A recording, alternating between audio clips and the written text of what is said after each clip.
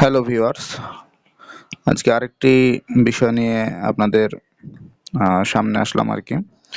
সেটা হচ্ছে ইদানিং আমরা প্রায়ই দেখতে পাচ্ছি বা অনেকের কাছে একটি কমপ্লেন পাই, সেটা হচ্ছে অ্যাড মানি করতে পারছে না।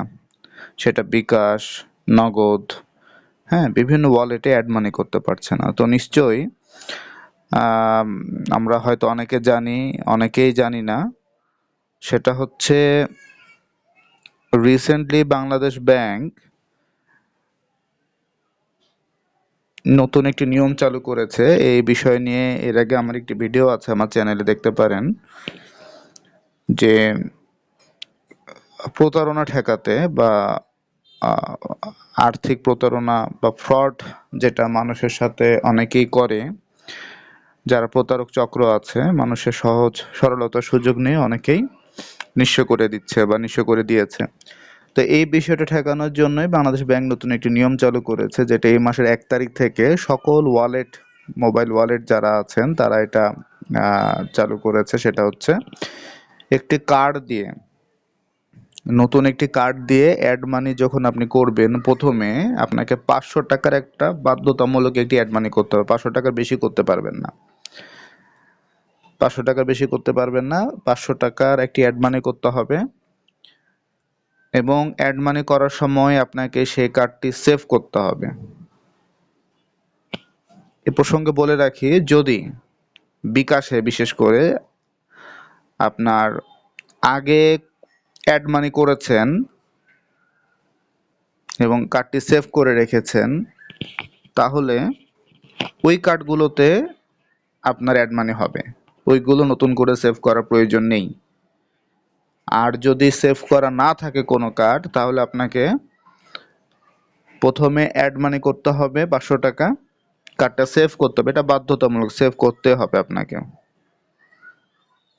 বিকাশে আগে থেকে এই ব্যবস্থাটা ছিল, ভিসা কার্ডের ক্ষেত্রে, মাস্টার কার্ডের ক্ষেত্রে ছিল না, কিন্তু এখন ভিসা মাস্টার দুইটা ক্ষেত্রেই, বা এমএক্স কার্ড, অর্থাৎ কার্ড থেকে অ্যাড মানি করতে হলেই সেই কার্ড আপনাকে সেভ করতে হবে, এবং মোবাইল ওয়ালেট কোম্পানি এই সুবিধাটা নিয়েছে, রেখেছে আর কি। এখন নগদ এই সুবিধাটা আগে ছিল না। নগদের এই সুবিধাটা ছিল না, অ্যাড মানি করার ক্ষেত্রে কার্ড সেভ করার অপশন ছিল না, বাট এখন তারা এই অপশনটি চালু করেছে। তো আপনাকে, অনেকে আমরা না বুঝে হয়তো মনে করি ব্যাংকের সমস্যা বা কার্ডের সমস্যা বা আপনার বিকাশ, নগদ বা আরো যে ওয়ালেট আছে, রকেট, হ্যাঁ, এদের সমস্যা। আসলে সমস্যাটা এই জায়গাটা না, সমস্যা হচ্ছে আমাদের বোঝার ক্ষেত্রে। আগে যেটা হতো যে আপনার একবার অ্যাড মানি 50,000 টাকা পর্যন্ত করে নেওয়া যেত, কোনো ভেরিফিকেশন ছিল না, জাস্ট ওটিপি যেত, কার্ডের তথ্য দিয়ে আপনার ওটিপি, বিভিন্ন উপায়ে ওটিপিটা নিত এবং ট্রানজাকশনটা করতো। মানুষের বিশাল বড় একটা ক্ষতি হয়ে যেত।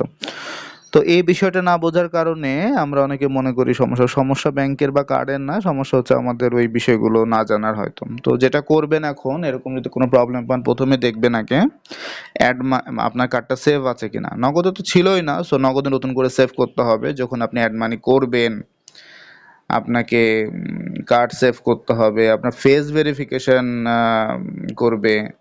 হ্যাঁ, তো এই বিষয়গুলো করার পরে তারপরে বিকাশের ক্ষেত্রেও সেম। তো এগুলো করার পরে 500 টাকার একটি অ্যাড মানি হবে। অ্যাড মানি করার 24 ঘন্টা পর থেকে তখন রেগুলার যে লিমিট আপনার, সেই লিমিটে আপনি উপভোগ করতে পারবেন, তখন আর কোনো সমস্যা নেই। আরেকটা বিষয়, বিকাশে যদি আপনার অলরেডি 5টা কার্ড সেভ করা থাকে, তাহলে কিন্তু আর কার্ড সেভ হবে না, সর্বোচ্চ 5টি। সো এই ক্ষেত্রে আপনাকে যেটা করতে হবে, পূর্বের কোনো একটি কার্ড আগে ডিলিট করতে হবে, তারপরে আপনাকে নতুন করে কার্ড অ্যাড করতে হবে, তাছাড়া উপায় নেই। এইভাবে করতে হবে। নগদের ক্ষেত্রেও আপনাকে আগে সেভ করতে হবে, যেটা বললাম, সেম রকেট, উপায়, যারা মোবাইল ওয়ালেট সার্ভিস দেয়, মোবাইল ফিনান্সিয়াল সার্ভিস, সকলের ক্ষেত্রে একই নিয়ম। সো বিষয়টা লক্ষ্য করবেন। যদি না থাকে সেভ করে নেবেন, তারপর ট্রানজেকশন করবেন, নিয়ম অনুযায়ী করবেন, কোনো সমস্যা হবে না। এবং এটাতে যেটা সব থেকে বড় সুবিধা হয়েছে আমাদের সাধারণ মানুষের ক্ষেত্রে, বা যারা অনেকেই নিম্ন শিক্ষিত বা এই বিষয়গুলো অনেকে বোঝে না, তাদের ক্ষেত্রে এই যে প্রতারকের চক্রে যে তারা পড়তো, এই বিষয়টা কিন্তু আর হবে না। কেন হবে না? আপনার ফেস ভেরিফিকেশন তারা কিন্তু করবে। সেখানে একটা বড় মানে এটা কোনো সুযোগই নেই, এখন প্রতারণার কোনো সুযোগই নেই। তো এই প্রতারণা করে যারা এতদিন জীবন চালাতো বা যারা অনেক মানুষকে বিপদে ফেলে আলিশান জীবনযাপন করতো, তাদের জন্য খুব দুঃখ হয়। আমরাই বাঙালি জাতি, আমাদের এ বাংলাদেশে মানুষ নামে যে কত অমানুষ, মানুষ রূপী অমানুষ আছি বা আছে, সেটা আসলে চিন্তা করলে অনেক কষ্ট হয় যে এই আল্লাহ সৃষ্টিকর্তা এত জ্ঞান, এত বুদ্ধি,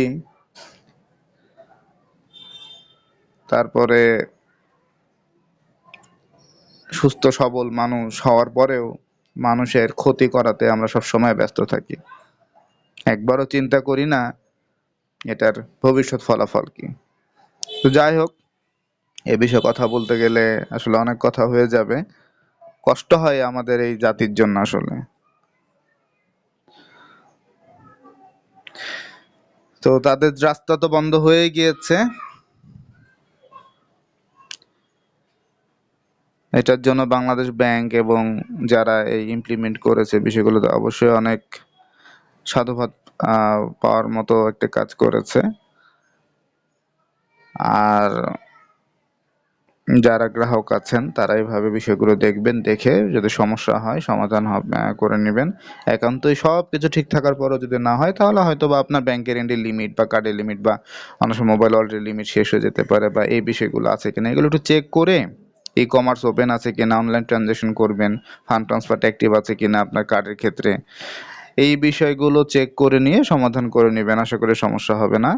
তো এই বিষয়টাই ছিল আজকের টপিকস, মূলত অ্যাড মানি সমস্যা যাদের হচ্ছে তারা আমার এটা দেখে আশা করি উপকৃত হবেন। আর যদি আপনারা ন্যূনতম উপকৃত হন আমার ভিডিও দ্বারা, আমি আপনাদের কাছে অনুরোধ করবো আমার চ্যানেলটি সাবস্ক্রাইব করবেন, এবং কোনো উপদেশ থাকলে বা কোনো কিছু জানার থাকলে কমেন্ট করবেন, লাইক করবেন, আর আমাদের যে নোটিফিকেশন বাটন আছে, বেল বাটনে প্রেস দিয়ে সেটা অ্যাক্টিভ করে নেবেন, পরবর্তী ভিডিও আসলে যেন নোটিফিকেশনটা পেয়ে যান।